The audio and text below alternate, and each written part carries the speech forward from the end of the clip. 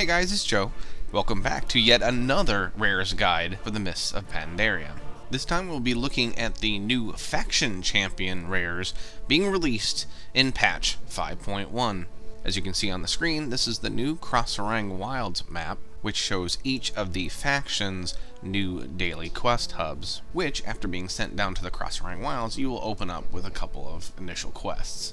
Now I know what you're saying. Joe, what's in it for me? I've already killed 56 rares thanks to your amazing videos, shameless plug. What am I getting out of these? Well, first off, killing all your opposing faction rares will get you an achievement, which we will cover at the end. The other thing is that they drop PvP trinkets. Now these are only available for World PvP out in Pandaria, but still, if you're going to be doing that, they're not a bad thing to have. I will go ahead and mark their locations on the map. As you can see, there are 3 different faction champion rares in each of the opposing factions' daily questing hub area. And one thing these rares have in common is each faction has the same 3 champions. A Champion of the Light, Champion of Arms, and Champion of Shadows. Each of those champions also share the same abilities, which I will be going over as well. Seeing as each of these champions do have the same abilities, I'm going to go ahead and show you both fights for each different champion at the same time. Right now we're going to split off and we're going to go to Domination Point and Lion's Landing for the faction's respective Champion of Arms, the Horde's Car Warmaker, and the Alliance's Dalan Nightbreaker. Now the first thing you may notice is nice transmog tier 9 warrior sets on both of these guys. Now the big thing about these is, remember, they are in questing hubs. All of these rares are in questing hubs, so sometimes it's a little congested. You can see with Car, no problem, nothing really you have to worry about. There are 2 guards right there. They won't pull if you pull him by himself, but you can see Dalan has a lot going on, lots of mobs running around him, so you have to be a little creative on how you pull him. I actually pulled him way over in the back right hand corner there, and you can see me doing it now. Pulled him all the way back out here towards the water to keep him away from any of the guards. I did have to clear a couple of guards, as you can see, but that's about it. That seemed to be the safest place to take him out without having to worry about any extra adds. Now on the other champions, you have to worry about a couple of different abilities. On the Champion of Arms, though, you only have to worry about one. It's called Cracking Blow. Basically, it's going to be a line that goes out right in front of the warrior, and then it's going to explode and go for 60% of your health. One thing of note is it seems the damage is actually bigger than the effect, so be careful that you're completely out of the way. I normally just ran straight through them as soon as I saw it coming, but I still ended up getting hit, so just make sure you're completely out of the way. Eventually, if you do it often enough, you'll learn to time it and get out of the way before you see it coming. Alright, we finished them off. Notice I get a little help from a Warlock on Dalan, and he actually hung around and helped me kill the rest of them, so big thanks to him. Alright, you can see here both trinkets dropped. Of course, that's because I farmed the crap out of these. They are not 100% drops, just like the other rares, so be prepared for that. But notice, while they're both faction specific, they have the exact same stats. Increasing PvP resilience by 10k, but only usable in Pandaria, so this is World PvP, which this zone may end up being even on PvE servers. Alright, now that those are done, let's head on over to the respective champions of the Shadows, Ubuntu the Shade, and Mavis Harms. First thing you notice is Ubuntu is indoors, whereas Mavis is outdoors out on the docks at Lion's Landing. You'll also notice, very similar to the first situation, that Ubuntu is by himself, really. He has no guards, no trash that you have to clear, whereas Mavis, as you can see, she has a few guards wandering around that you will want to make room for while you make your attempt on her. Now, these are rogues, so let's get into their abilities right off the bat. First of all, they're going to have a Shadow Step. You will see this occur. I didn't put that in because it doesn't do any damage. It just teleports them from one location to another. Now, the other thing, the main thing that you're going to have to deal with is something called Shank. This is going to be a 1.5 second cast, but will stun you for 3 full seconds. Now, as melee, you can move out of the way of the Shank and then just avoid the stun altogether. The problem is, as soon as you move back into range, they're going to do the Shank right again. So there's a lot of moving in and out, shuffling about, and it's kind of annoying, to be honest, but it is certainly doable. Now the other thing is ranged, and as well, if you do get out of the way of that Shank and they do Shadow Step, stay within 15 yards, because if you aren't within 15 yards, you're going to get the next ability, which is called Mortal Throw. Very similar to the rare Pandaren Chi Burst. Being outside of that 15-yard range, you will get hit with the Mortal Throw and be damaged for 60% of your max health. This is obviously a very bad thing, so always stay within those 15 yards. Alright, let's go ahead and kill these and find out what they drop. Alright, and dead. And as before, faction specific, but the exact same stats. You have a use of increased PvP power by 10k, only usable in Pandaria, 1 minute cooldown. So obviously you see a pattern here. Let's go ahead and move on to the final pair of faction champions. This time we're going to go ahead and look at the champions of the light, Paladin people. For the Horde, we have Muerta, and then on the Alliance side, Disha, Fear Warden.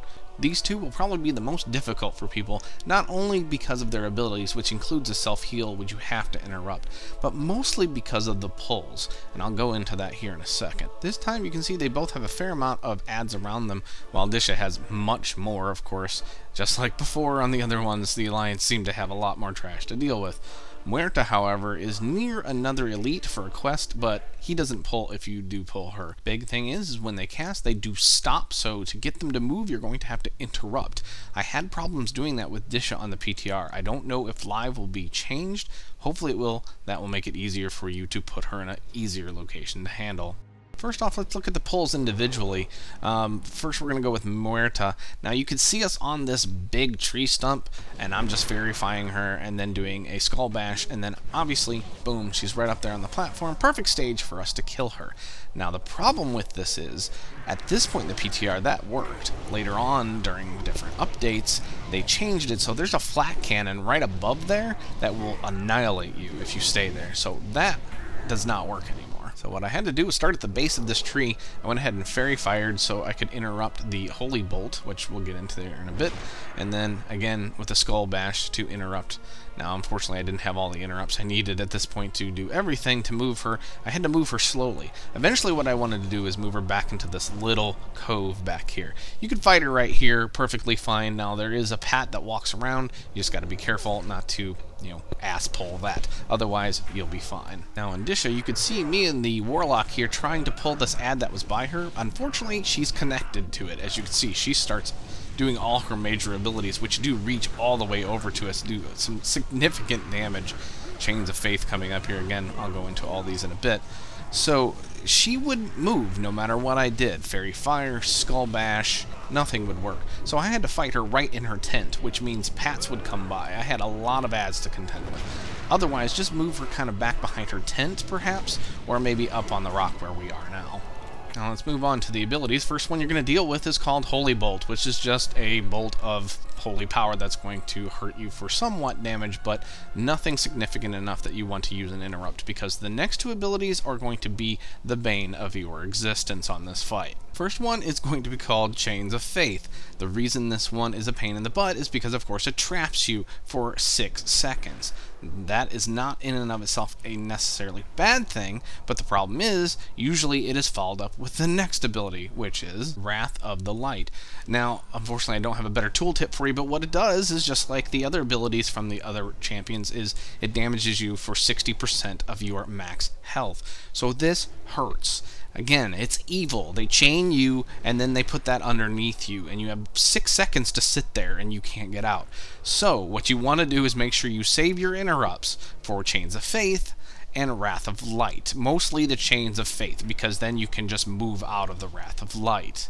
That all being said, let's go ahead and see what these guys drop. Before that, though, of course, we've killed all 3, so we're going to get the achievement, I'm in your base, killing all your dudes, which, by the way, is a meme from StarCraft 2, in case you weren't aware. There's actually, if you Google it, you'll find a nice little Know Your Meme little page on it. If you want to know more about it, go ahead and check that out. But as far as what they drop, same as before, faction specific, same stats on it. This time it's remove all impairing effects and all effects which cause loss of control of your character, only usable in Pandaria, 1 minute cooldown. As you can see, pretty standard at this point.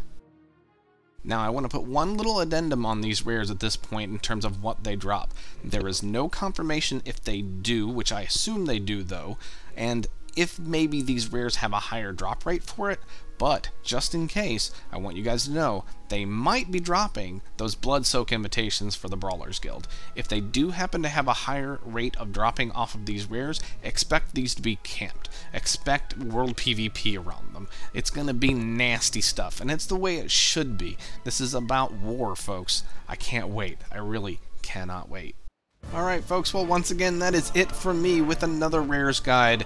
As you all know, I have many others which I will put links here on this particular map for you to go to. You can see every single rare in the Mist of Pandaria. I covered every kill, every drop, and demonstrated each one of those drops for you so you can see what they are like, whether they're worth your time or not. I want to thank you guys as always for coming around and checking out my guides and subbing and liking and commenting. You guys are amazing. I love it. Keep it up. I can't wait to see what you guys think of these rares and of patch 5.1. Please let me know in the comments below. Alright, thanks guys, and as always, please take care of yourselves.